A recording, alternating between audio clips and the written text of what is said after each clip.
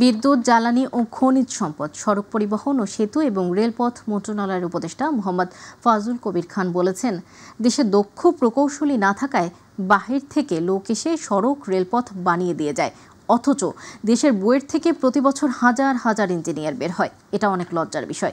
সুতরাং বিদেশিদের উপর নির্ভরতা কমিয়ে দেশে দক্ষ প্রকৌশলী তৈরির চেষ্টা করতে হবে। সকালে গাজীপুরের ভোগড়া বাইপাস এলাকায় ভোগড়া থেকে নারায়ণগঞ্জের মদনপুর পর্যন্ত 48 কিলোমিটার ঢাকা বাইপাস সড়কের 18 কিলোমিটার অংশের উদ্বোধনী অনুষ্ঠানে যোগ দিয়ে প্রধান অতিথির বক্তব্যে তিনি এসব কথা বলেন।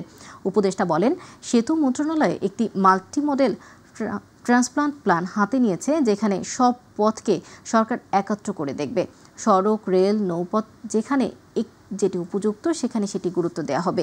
ভূমি অধিগ্রহণ একটি ব্যয়বহুল প্রক্রিয়া, এখন থেকে বেরিয়ে অন্যান্য ট্রান্সপোর্টে গুরুত্ব দিতে হবে। ভূমি অধিগ্রহণ এটা একটা দীর্ঘ প্রক্রিয়া এবং একটা অত্যন্ত ব্যয়বহুল প্রক্রিয়া। তো এই জন্য আমাদের এই সড়কের যে থেকে আমরা এই বুভুক্ষা থেকে বেরিয়ে আসতে হবে এবং আমরা অন্যান্য মোড অফ ট্রান্সপোর্টেশনের উপরে আমাদেরকে জোর দিতে হবে।